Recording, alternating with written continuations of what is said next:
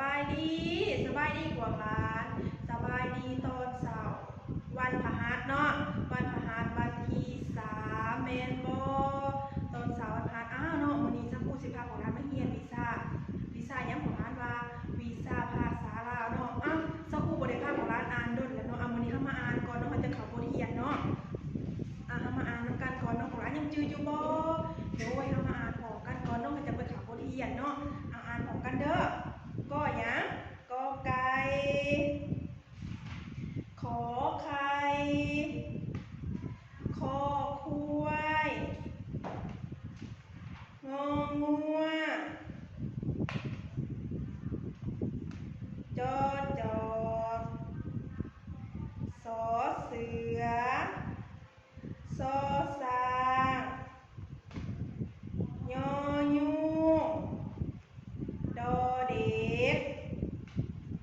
ตอตาถอถงทอทุ่งนอนกบอแบปอปลาขอเพิงขอผลพอผู้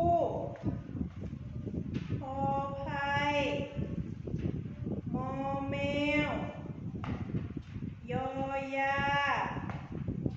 รอชดารอลิงวอวีหอหานอโอฮอเฮือนโอ้ยโอ้หลานเก่งเมื่อทุกคนเนาะต้องจำตัวเองนี่เก่งหลายเนาะแล้วมื้อนี้เนาะสักครู่สิพาของร้านมาเรียนวิชาภาษาลาวเนาะของร้านปีน้ำมาเบิ่งก็ได้เนาะนี่เนาะวิชาภาษาลาวเนาะสักครู่ให้ของร้านเนาะจงขีดวงมนต์ออกพยัญชนะใส่หูภาพเนาะนี่เป็นพยัญชนะแม่นบ่เบื้องนี้แม่นพยัญชนะเบื้องนี้แม่นหูภาพแม่นบ่ร้านมันมีหูภาพเด่นๆของร้านมาสังเกตเบิ่งเนาะมันมีหูยังมีหูภาพยังของร้านมาหูนกแม่นบ่หูนกแล้วก็หูยังของร้านมาหูทหารหูช้างหูยังนี่หูยิ้มแม่นบ่แล้วก็หูจอกเนาะแล้วบัดนี้ร้านเบิ่งมาสังเกตเบิ่งพยัญชนะเนาะแล้วให้ของร้านขีดวงมนต์ออกพยัญชนะให้มันถึงเนาะคือตัวอย่างเนาะตัวนี้หูนอนกเป็นบ่นอนกตัวใดเป็นหูนอนกร้านมาหูตัวใดเป็นนอนกตัวนี้บ่เป็นบ่นอนกตัวนี้บ่หรือว่าตัวนี้โดยตัวนี้นกร้านขีดวงมนต์ออกในนี้เนาะนี่นอนกเนาะบัดนี้ตัวต่อมาเป็นหยังนี่ทอทหารเป็นบ่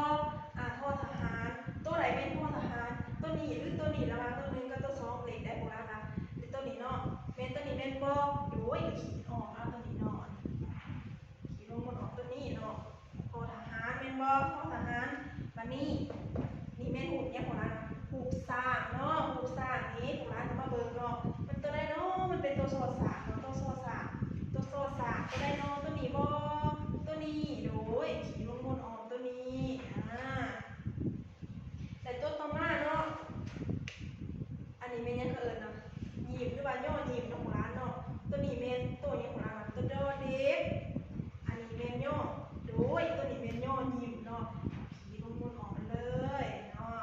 ตัวนี้เด็กจอตัวยังตัวจอเป็นบอตัวนี้ถือบอสกุลขีดตัวนี้ถือบอบอถือเนาะต้องเป็นตัวนี้โดยของร้านเป็นจังไหนพอเข้าใจบอนี่เนาะนี่เป็นการขีดลงบนออกแล้วพยัญชนะเป็นบอเบอร์นี้เป็นผูกภาพเนาะเบอร์นี้เป็นพยัญชนะถ้าว่าสักผู้ตีผูกภาพใส่แล้วของร้านจะสังเกตเบิ่งเนาะกับมาโตนี่ของร้านขีดลงบนออกเอาเนาะเป็นจังไหนของร้านพอเข้าใจบอโดยนี่เนาะสักผู้ภาพของร้านไม่เหียนวิชาภาษาลาวเนาะการขีดวงมนต์ออกเอาพยัญชนะเนาะมื้อนี้เนาะสักผู้สิภาพของร้านเหียนได้3นี้เนาะของร้านเบิ่งเด้อเวลาอยู่เฮือนเนาะให้สังเกตเบิ่งแล้วเฮ็ดนำสาวผู้เนาะมื้อนี้เฮียน3นี้ก่อนมื้อหน้าเขาจะมาเฮียนต่อเนาะสาวผู้ไปก่อนเด้อของร้าน